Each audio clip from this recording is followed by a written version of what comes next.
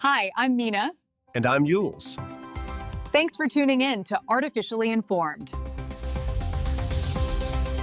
Welcome back to the deep dive. Our mission here is simple, but it's also pretty ambitious.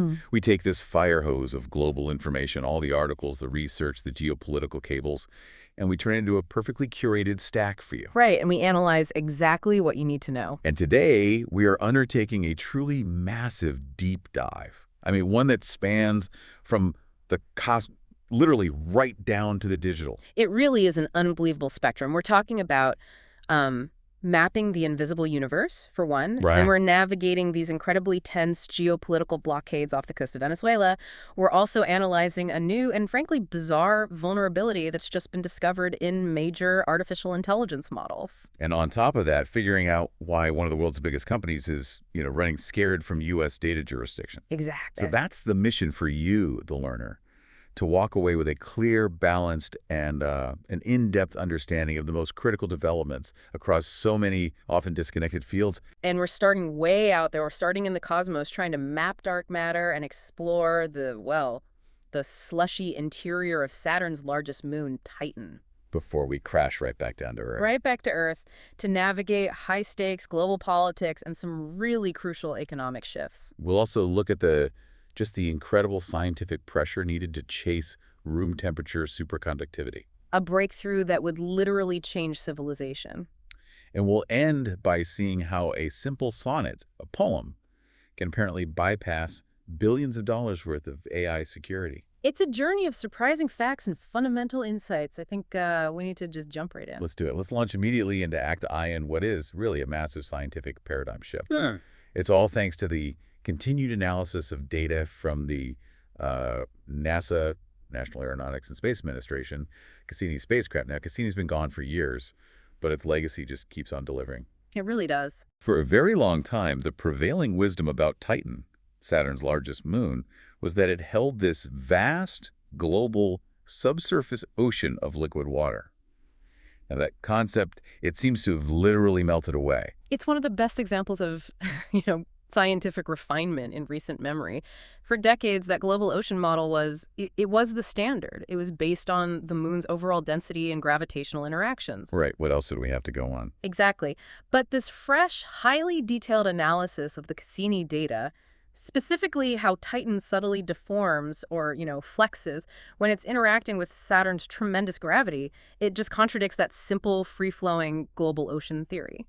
Okay, so if the data doesn't support a vast, uniform liquid layer, what did the scientists see that pointed them in a different direction? What was the tell? Well, the way Titan flexes suggests a much greater internal friction, a viscosity that a purely liquid layer just wouldn't allow for. It's too sticky. Sticky is a great way to put it. The new consensus, based on modeling this subtle deformation, suggests a much more viscous structure. Researchers are now pretty confidently describing the interior as a thicker, slush-like substance. The slushy. A planetary scale slushy. It's a blend of ice, rock, and ammonia, but it's interspersed with these localized pockets of liquid water rather than one big world-spanning sea. Viscous slush. Yeah.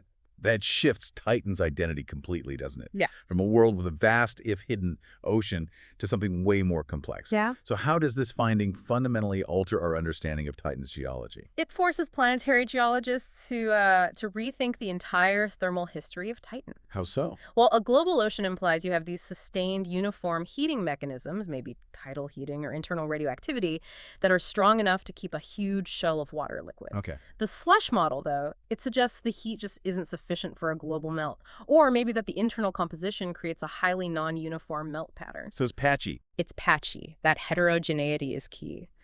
Instead of a clear boundary between the icy crust and a deep ocean, we have this transitional zone, maybe hundreds of miles thick, that is semi-frozen, semi-liquid. Which brings us to the critical question for astrobiology.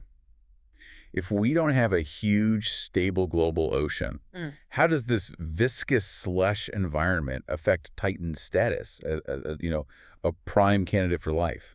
Oh, Titan absolutely remains a prime candidate, but the focus shifts. Okay. A global ocean offers a potentially huge habitat, sure, but the slush environment still provides what you need.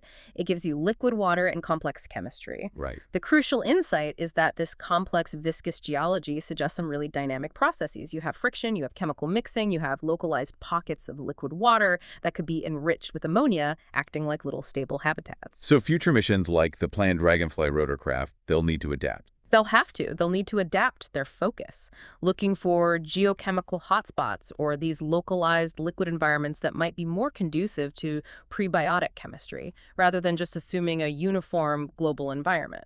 It's a challenge, but, I mean, it's a more interesting one. That's a great way to put it. From a cold, complex moon, let's look at something truly exotic. An interstellar traveler. Comet 3IA TLS. This is only the third such object ever identified in our solar system, after Umuar and Borisov. It's just a fleeting glimpse into a whole other star system.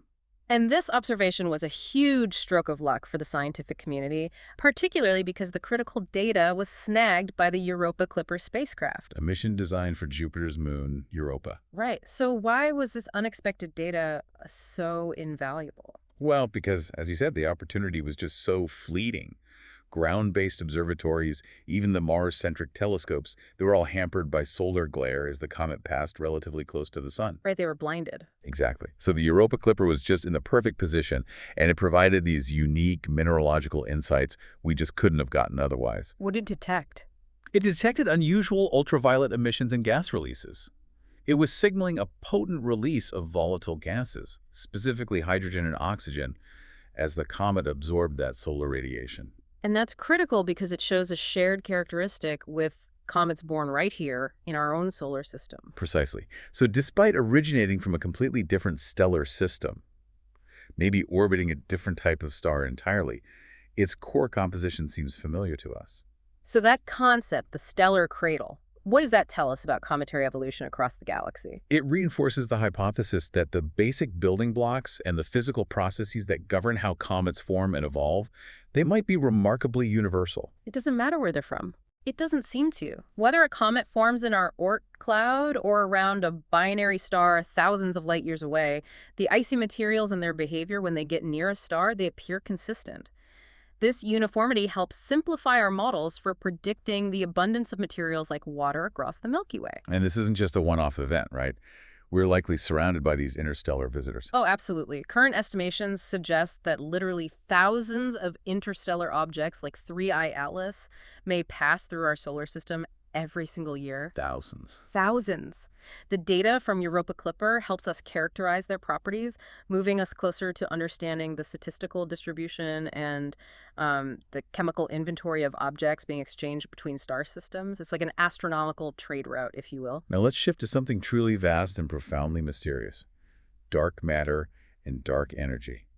We have astrophysicists literally mapping the invisible universe. It sounds like science fiction. It really does, but it's foundational cosmology. It is a monumental achievement, and it really speaks to the sophistication of modern data analysis. The scale of the unknown is staggering. Dark matter and dark energy are estimated to make up about 85% of the total mass and energy of the universe. And we can't see them. We can't see them directly, no. Only their effects. So how do you map the unseen? What was the technique they used in this large sky survey? They employed a technique called gravitational lensing.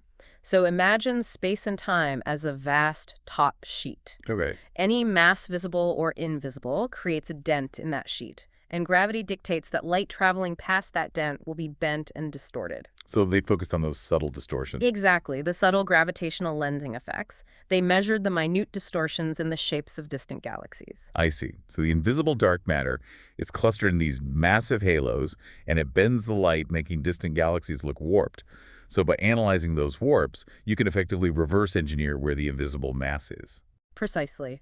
By measuring these warped galaxies, they created these unprecedented maps of the underlying dark matter distribution across vast cosmic scales. This whole approach, it just demonstrates the power of using archival data with advanced analysis. You don't always need new hardware. Sometimes you just need a new lens for the old data. Exactly. And what does this vast invisible map tell us about our current theoretical framework for the universe? It strongly reinforces the prevailing cosmological understanding, which is the lambda CDM model. Right, lambda for dark energy, CDM for cold dark matter. Right. Lambda is the dark energy driving cosmic expansion, and cold dark matter provides the gravitational scaffolding for galaxies to form. The maps confirm that the distribution of dark matter aligns perfectly with the predictions of this model. So our best guess is holding up. It's holding up exceptionally well. This consistency is crucial. It means our standard model is sound, and it paves the way for future discoveries as we refine these maps even further. That puts a chilling perspective on cosmic time. And on that note, the ultimate fates, we have a somewhat terrifying insight into the long-term future of our own planet, the fate of worlds. Yeah. Researchers have been observing aging sun-like stars, and the data is pretty clear. As these stars evolve, as they enter their later stages, they are beginning to consume their nearest planets. So as the star exhausts its hydrogen fuel, it expands into a red giant, And its outer layers just engulf anything in its path. which provides a terrifying glimpse into the distant future of our own solar system, when our sun eventually expands. Earth will be engulfed and vaporized. Super. It is. It's a reminder of the finite lifespan of planetary systems, including our own. The life cycle of a star guarantees the ultimate destruction of its inner worlds. But on a much, much, much shorter time scale, literally tonight, December 21st, we have something far more immediate and beautiful to look forward to. Ah, yes, a shift from the terrifying destruction of worlds to the tranquil spectacle of the Ursid meteor shower peaking tonight. A wonderful celestial event. It is. It's associated with the comet 8P Tuttle. Stargazers in the northern hemisphere should look toward the Ursa Minor constellation. The Ursids typically offer around 10 to 20 meteors per hour. And what makes this year particularly special is the low level of moonlight. That's right. The night sky is darker, so even the fainter meteors will be much easier to spot. A perfect way to mark the winter solstice, which also falls today, marking the shortest day of the year in the northern hemisphere. It's a reminder that even amidst the grand, invisible structures of the cosmos, there are tiny, beautiful events we can enjoy right now. Let's leave the cold void of space and crash back to Earth, specifically to the incredibly high pressures needed to solve one of modern physics' holy grails. Room temperature superconductivity. Exactly. And this isn't just an academic pursuit. This is a foundational shift in how our entire infrastructure could operate. It is, truly. The quest for a practical room temperature superconductor is revolutionary. Just to refresh for you, superconductivity is a state of matter with two key properties. Zero electrical resistance. Meaning electricity can flow forever without losing energy, and the expulsion of magnetic fields, the Meissner effect. If we could achieve this cheaply, we'd have lossless energy grids, vastly improved energy storage, magnetic levitation transport. The world changes. The world changes. Previous breakthroughs often required temperatures near absolute zero, making them impractical. But the new research focuses on hydrogen sulfide, or H2S. What did they manage? Researchers achieved a critical temperature of 203 Kelvin, which is about negative 70 degrees Celsius. Still freezing, but remarkably high for this field. Exactly. And they did it by subjecting H2S to immense crushing pressure over 1.5 million atmospheres. That's more than half the pressure at the Earth's core. Wow. And the real breakthrough wasn't just the temperature, it was understanding the mechanism driving it. And that mechanism is what you referred to as the coupling of electrons to anharmonic crystal vibrations. That sounds incredibly technical. It is, but let's break it down. In a typical conductor, electrons constantly bump into atoms vibrating in the crystal lattice. That creates resistance, which is heat. Right. In a standard superconductor, those vibrations are regular or harmonic, and they help pair up electrons into structures called Cooper pairs, which then flow frictionlessly. But with H2S under this massive pressure. Under 1.5 million atmospheres, the crystal lattice of H2S is squeezed so tightly that the atomic movements become highly irregular, they become anharmonic, they get wobbly. So it's the wobbling that's key. It's the wobbling. These intense wobbly atomic movements, surprisingly, provide an even stronger attractive force that binds the electrons together more efficiently and stably than the regular vibrations do. So the pressure causes the H2S atoms to vibrate in a way that actually creates a perfect, frictionless quantum superhighway for the electrons, even at relatively warmer temperatures. You've got it. The stronger the coupling between the electrons and these complex pressure-induced vibrations, the higher the critical temperature. And that insight is gold. Because it gives you a roadmap. It gives you a roadmap. It suggests that if we can find materials that exhibit these strong and harmonic effects at lower pressures, we're home free. So what's the next logical step to get us those final 70 degrees closer to practical room temperature applications? The researchers propose chemical modification. They believe if they modify the H2S compound, maybe substitute some of the sulfur atoms with phosphorus, it will stabilize this anharmonic structure at even higher temperatures. And then just add more pressure. And then apply even higher pressures, pushing the limits of current technology. That could finally achieve the goal of pushing the critical temperature past 0 degrees Celsius, making it viable for industrial use. An incredibly demanding but highly compelling path forward for materials science. Absolutely. Speaking of things breaking down under pressure, we have to talk about a genuinely bizarre vulnerability discovered in major artificial intelligence models. This is where high-tech meets the liberal arts, and the result is chaos for safety experts. It's a landmark finding, and it really highlights the unpredictable nature of these large language models, or LLMs. For sure. A study from Italy's Icaro lab found that the major AI models, we're talking ChatGPT, Gemini, Claude, can have their security mechanisms significantly bypassed, using prompts presented in poetic form. Adversarial poetry. That sounds like the title of a punk rock album. How on earth does simple poetry manage to break the security of these multi-billion parameter models? When harmful or restricted prompts requests for generating, say, dangerous instructions or illegal content were rewritten into these simple, creative linguistic expressions, the AI system's safety safeguards failed dramatically more often. The poetry acts as a kind of data camouflage. Exactly. So instead of asking, how do I bypass the system to get restricted information, you phrase it as a sonnet about a curious seeker trying to lift the veil of forbidden knowledge. That's essentially it. The creative, abstracted framing seems to circumvent the complex, layered security measures, which are often trained to flag specific keywords or sentence structures associating with malicious intent. So the system sees the input as literary, and it shifts its internal processing away from the security filters and into a more creative mode. Precisely. It's a vulnerability rooted in the AI's training to prioritize creative output over safety when the input is artistic. It's genuinely alarming. It really is. It suggests that simpler, more human forms of expression are unexpectedly disruptive to these highly technical firewalls. What stood out about the effectiveness of the poetry? The researchers found something incredibly telling. Human-created poems were significantly more effective at manipulating the AI than poems generated by the AI itself. Wow. It underscores the subtle difference between genuine human creativity, which can introduce novel structural ambiguity, and the patterns that the machine has just learned. This raises a huge question for AI safety. If poetry works, could other creative linguistic forms like fairy tales or allegories or even song lyrics also be used to disrupt these safeguards? Absolutely. The researchers are keenly investigating that. It suggests that the entire foundation of current LLM safety, which relies heavily on pre-screening the input, is far more fragile than anyone assumed. AI developers now have to seriously re-examine how their safety filters handle nuanced creative language. Right.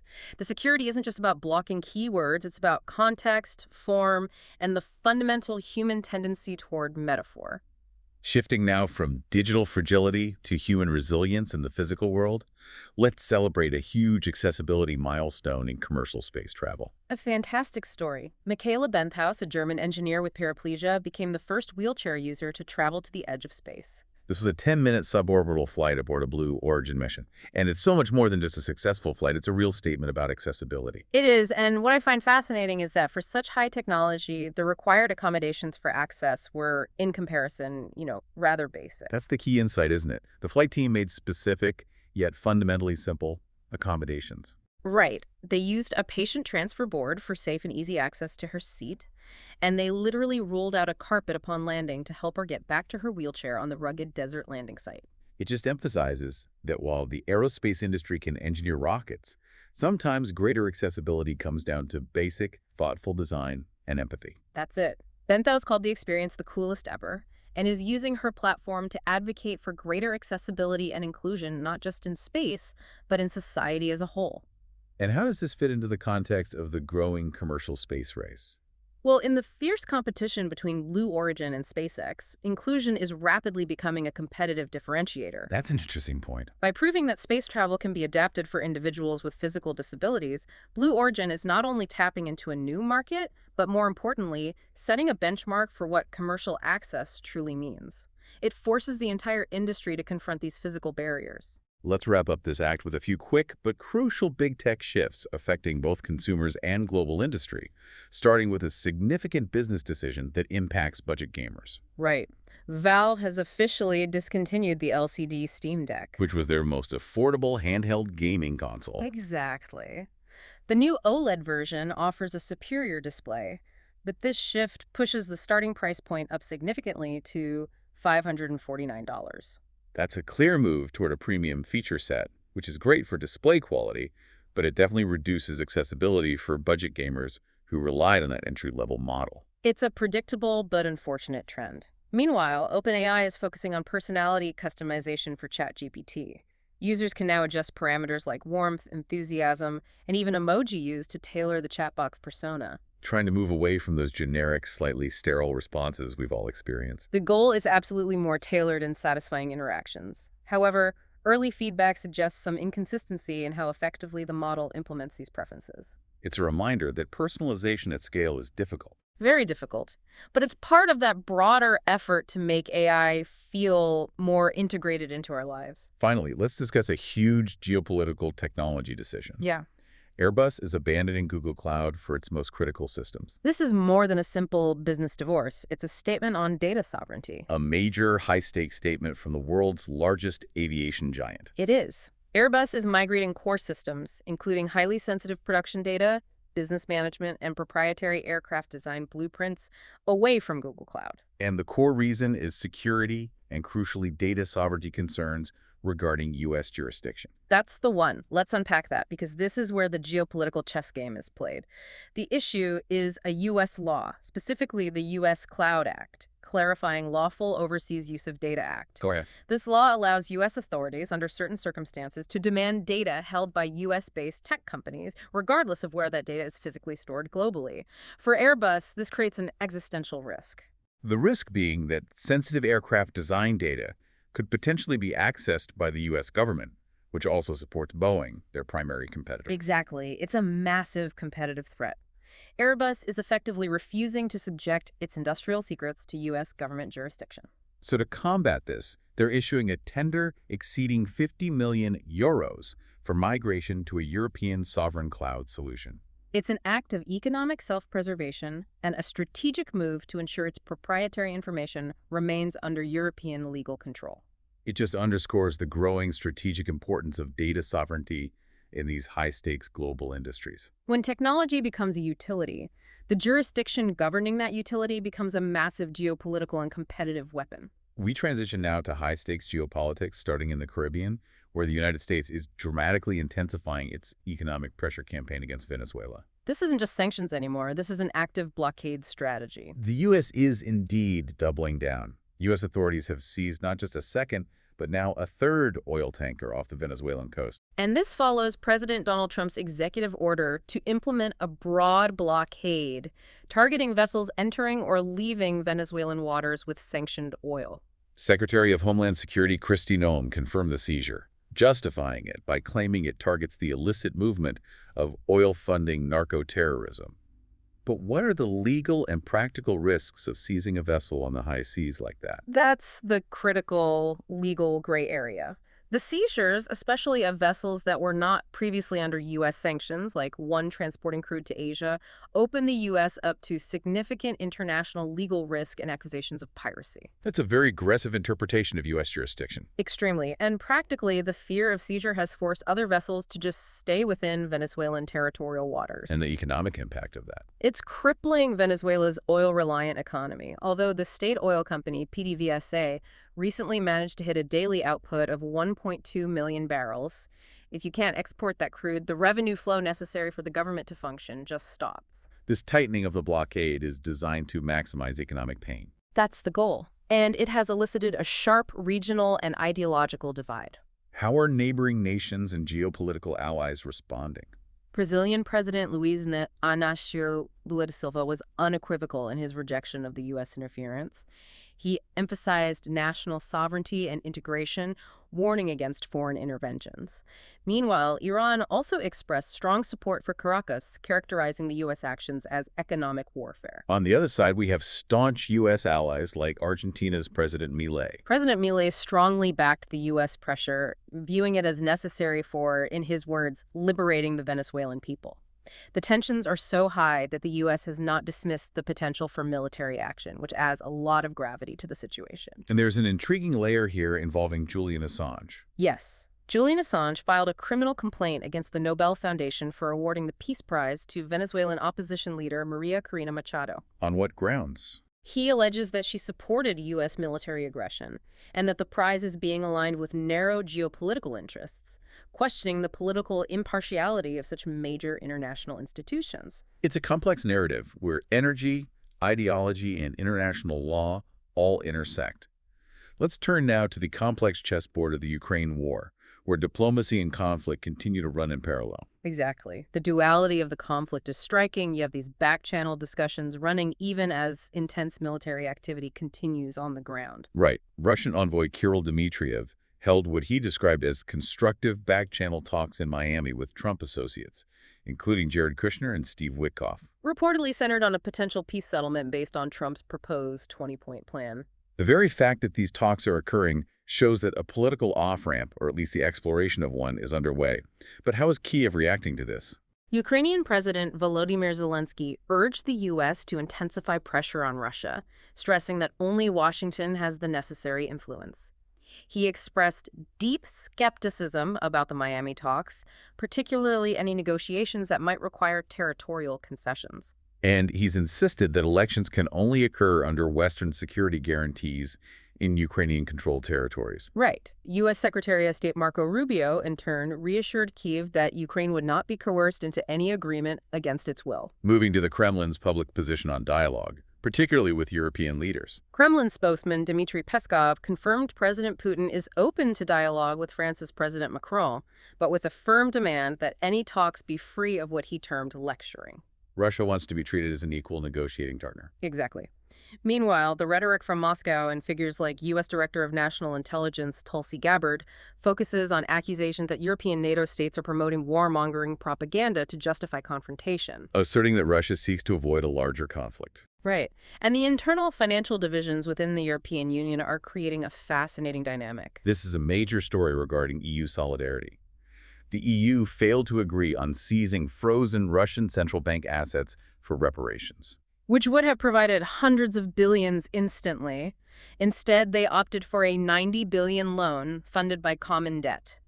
And the commentary from Hungarian Prime Minister Viktor Orban here is key. Orban suggested that nations lending money now have a vested financial interest in the continuation of the war. That's the political economic complexity. If the war ends and the funds can't be recovered from Russia, the EU nations providing the loan risk a huge loss, so they're financially incentivized to see Ukraine win, or for the conflict to continue until a favorable resolution for repayment is secured. That fundamentally changes the political calculus. It really does. It creates an internal tension where certain EU nations are now financially tied to the conflict's longevity. And on the battlefield itself, where is the conflict focused? Fierce fighting is ongoing in the northeastern Sumy region, where Ukraine is battling a new Russian incursion. This demonstrates the conflict's resilience, leading experts to predict the war may grind on for another 12 to 18 months. From the complexities of Eastern Europe, let's pivot quickly to the Middle East and a simultaneous crisis of transparency in the U.S. In the occupied West Bank, Israel approved the establishment of 19 new settlements. Far-right Finance Minister Bezalel Smotrich explicitly stated the goal is to prevent the establishment of a Palestinian state. And this drew immediate and strong condemnation from the international community. As well as protests from Palestinians, hostilities remain intense, with continued ceasefire violations in Gaza and the occupied West Bank. Amidst this, we've seen a grassroots organization, the group formed by the families of hostages, gain significant power. Their enduring influence is remarkable, even as only one hostage remains. This group has successfully mobilized support internally and internationally, focusing global attention on the conflict's human cost. They've become a powerful, nonpartisan voice. On domestic accountability in the U.S., we need to address the controversy surrounding the Jeffrey Epstein files. This raises a profound question about the integrity of public records. At least 16 files related to Jeffrey Epstein, including a photograph reportedly featuring President Donald Trump, disappeared from the Department of Justice's public website shortly after their initial release. With no satisfactory explanation. None. And this incident, coupled with allegations that former Florida Attorney General Pam Bondi defied federal law by erasing Epstein photos to protect Trump, has fueled a significant crisis of confidence. Survivors remain nervous and skeptical about the partial disclosures. It just underscores the challenges in securing genuine accountability when high-profile political and financial figures are involved. Finally, let's touch on stability and sovereignty in the EU in North Africa. The European Union's inability to agree on seizing the frozen Russian assets reportedly reinforced Washington's view that the EU is an impotent force globally, lacking collective decisiveness. And within the EU, we're seeing challenges to independent journalism. The European Commission banned the news outlet Euractiv from its background briefings after the outlet shifted toward more critical reporting. The editor-in-chief highlighted that many European media outlets are financially dependent on EU funding, creating a precarious environment. And down in North Africa, the prospects for stability in Libya look increasingly grim. The UN Security Council heard reports of fading election prospects due to severe political fragmentation. The UN Special Representative urged stakeholders to engage constructively ahead of their Independence Day on December 24th, but the window appears to be closing. And in Georgia, we have an artistic and cultural resistance against increasing authoritarianism. Georgian creators are battling a repressive government that uses oppressive legislation, like the Foreign Agent Law, alongside financial hardships, to stifle artistic freedom and restrict LGBTQ+ communities. The climate of fear is so pronounced that many are contemplating emigration. Shifting gears now to the environment. Climate change isn't just reshaping our weather, it's literally revealing the past, sometimes with poignant consequences. This is a profound interception of the climate crisis and human tragedy.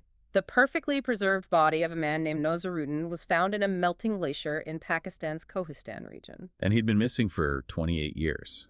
Since a snowstorm back in 1997, the ice acted as a natural preservative, essentially cryogenically mummifying the body. What conditions made that preservation so perfect? The combination of low, stable temperatures, the near-total absence of light, and minimal moisture. The deep ice just halted biological decay. And the discovery highlights a scientific and ethical reality. That accelerated glacial melting is going to bring more historical remains, archaeological artifacts, and potentially ancient pathogens to light as the world's ice sheets retreat. So what does that raise, ethically and scientifically? How do we handle these long-buried secrets? It raises serious ethical questions about handling human remains, particularly if they belong to indigenous communities. It also necessitates a review of archaeological methodologies. Scientists need to develop rapid, non-invasive methods to catalog and preserve these finds before they degrade. In a different corner of the environmental fight, subtle but rapid ecological shifts are being tracked using an unusual source. Decades of Swedish military air samples. This is a great example of repurposing historical data. They've found a dramatic ecological shift. Moss spores are now releasing as much as a month earlier than they did in the 1990s. A 30-day shift in 3 decades for a fundamental part of the ecosystem. That is a rapid biological adaptation. It is. And the surprising finding is that the adaptation is driven primarily by the previous year's climate conditions, rather than just the immediate spring weather, which was the long-held assumption. So the biological clock is speeding up across the board, sometimes in non-obvious ways. That's right. Now let's talk about America's toxic waterways, specifically in Pennsylvania, where environmentalists are battling a literal toxic cocktail of industrial pollution. This is a critical regulatory failure story. The contamination stems from the disposal of oil and gas or fracking waste at landfills, which is contaminating major waterways like the Monongahela River. And the waste is highly hazardous. It contains radium, uranium, arsenic, and the infamous forever chemicals known as PFOA and PFOS. And these contaminants aren't acting in isolation, are they? No, they combine synergistically with legacy pollution acid mine drainage from decades of coal mining. This mixture creates an environmental nightmare, making it incredibly expensive and technologically difficult to treat. And what's particularly alarming is the regulatory failure that allowed this to happen. It's a systemic failure. Multiple major landfills in the region are reported as non-compliant with their operating permits and are routinely discharging pollutants into EPA, Environmental Protection Agency, impaired waterways. And climate change is making it worse. It's compounding the problem.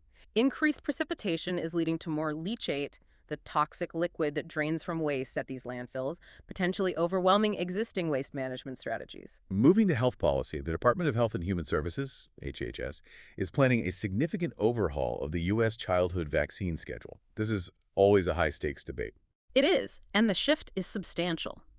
The overhaul could potentially recommend fewer mandatory vaccinations for American children, aligning the U.S. protocol closer to approaches seen in countries like Denmark. Who are the proponents arguing for this streamlined approach? Advocates, including figures like Robert F. Kennedy Jr., argue for a more personalized, less intense approach, citing concerns over schedule density. But critics worry intensely. They do. They worry that any reduction could be misinterpreted, potentially leading to lower vaccination rates and increased public health risks from preventable diseases. It's a delicate, politically charged balance. On a separate health topic, a large meta-analysis has offered clarity on the safety of specialized diets for children. It provided crucial reassurance. The analysis confirmed that vegetarian and vegan diets are safe and, in many cases, beneficial for children's growth and heart health. But there is a critical caveat. A very critical one. These diets must be diligently planned and supplemented for key nutrients, especially vitamin B12 and calcium. Without proper supplementation, deficiencies can occur, but with planning, the health benefits are clear. Finally, let's connect ancient illnesses to modern medical breakthroughs. First, the Romans. They were masters of sanitation, weren't they? They were by ancient standards, but archaeological study of latrine sediments at the Roman fort of Vindolanda, near Hadrian's Wall in Britain, revealed widespread intestinal parasites, Including roundworm, whipworm. and a first-time discovery of Giardia duodenalis. This confirms that despite sophisticated Roman sanitation systems, rapid disease transmission was still a massive health crisis on the frontier. A sobering reminder of the limits of ancient technology. But modern technology is making incredible strides in tackling cancer. Researchers have unveiled a groundbreaking tool called RNCorrex. It's an innovative open-source platform that can evaluate thousands of molecular interactions in tumors simultaneously. And the critical difference here is its interpretability. Right. That is the crucial distinction. Unlike many AI black box solutions, which provide results without explaining the reasoning, RNA-Correx provides interpretable results. This helps scientists understand why tumors behave the way they do across 13 different cancer types. Which is essential for truly personalized medicine. It is. In closing out health, a poignant story from the tech world. John Medved, the famed Israeli venture capitalist and founder of Our Crowd, stepped down as CEO after being diagnosed with ALS. Amyotrophic lateral sclerosis. Yes, he is transitioning to chairman and plans to leverage the very tech innovations he helped fund to manage his quality of life and inspire new developments in assistive technology. A powerful testament to personal resilience meeting technological innovation. Indeed. Let's pivot now to money, markets, and the real mechanisms of financial mobility. We often hear advice about investing early, but a crucial study is challenging the narrative that wealth is primarily built through capital gains. This is a vital piece of research. The study found that upward income movement is primarily and most consistently linked to increases in labor income. So, job promotions, skill development, and securing better employment. That's it. Relying on your stock portfolio for that steady upward mobility is inherently risky. The study notes that capital income is an uncertain element that often leads to downward mobility when investments falter. So for the average worker, prioritizing tangible personal development is the most reliable path. It's a strong argument for prioritizing human capital over financial speculation. On the global trade front, a massive, long-negotiated deal has stalled yet again. The EU-Mercosur trade agreement signing was delayed until January 2025. This deal would establish one of the world's largest free trade areas. It's been 25 years in the making. The current delay is due to strong opposition from European farmers. And they're concerned about being undercut by competition. Specifically, cheaper beef and soy imports from South America. This tension highlights a massive internal divide within Europe. They have to balance the opportunities of global commerce against protecting local agricultural industries. We also have a high-stakes financial negotiation happening due to U.S. policy, specifically affecting the global pharmaceutical industry. Yes.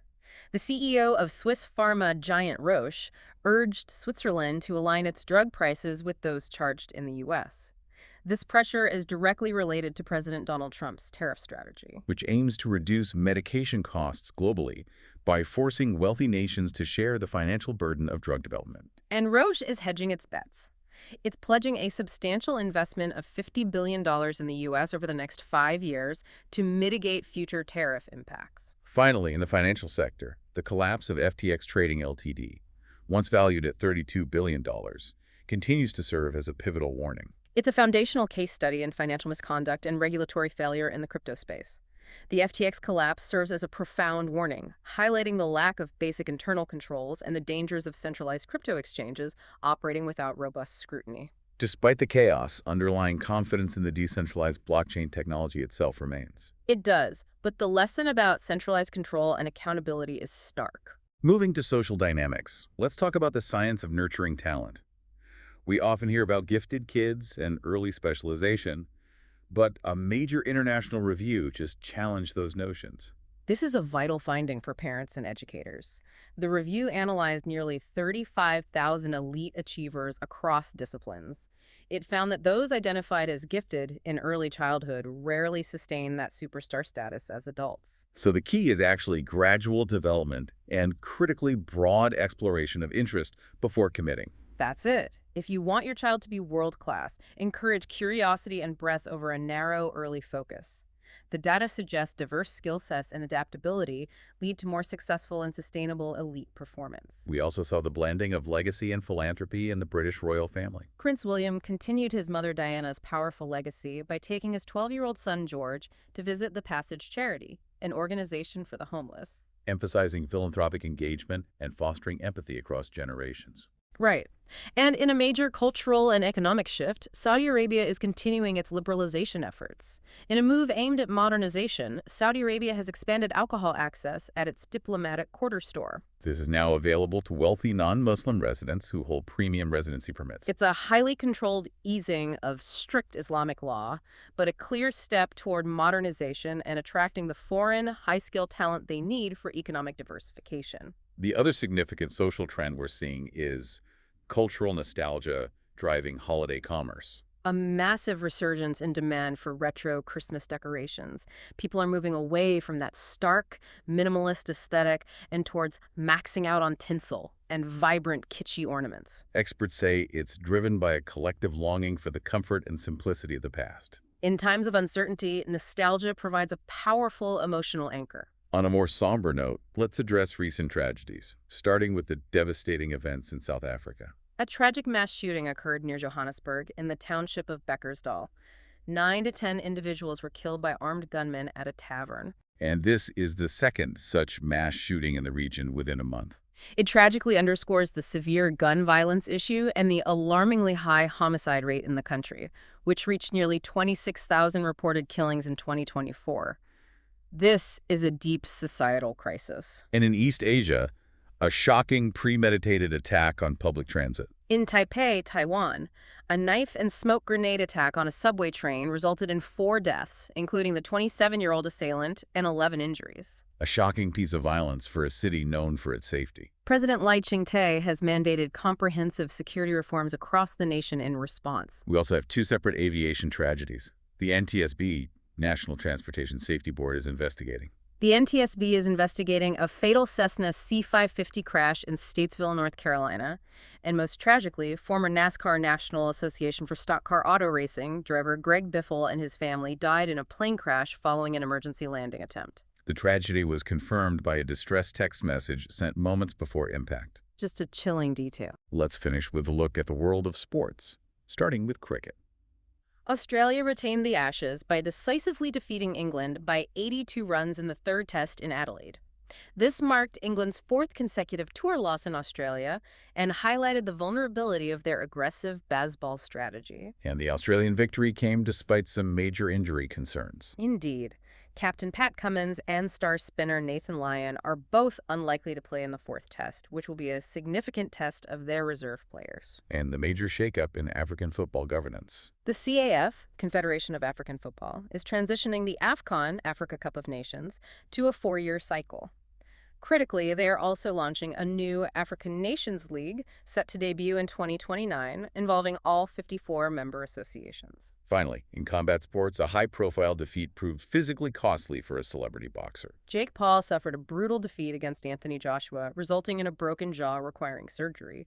It raises ongoing questions about the spectacle and physical risks of celebrity boxing. And a scoring milestone to end the sports section. Kylian Mbappe equaled Cristiano Ronaldo's club record for Real Madrid by scoring his 59th goal in a calendar year, placing him in extremely elite company. What a profound sweep of the global landscape we've undertaken today. And if we try to synthesize this enormous range of information, we see this recurring theme: extreme pressures and unexpected vulnerabilities. It's everywhere. The intense, crushing pressures needed to unlock breakthroughs like the 1.5 million atmospheres for superconductivity.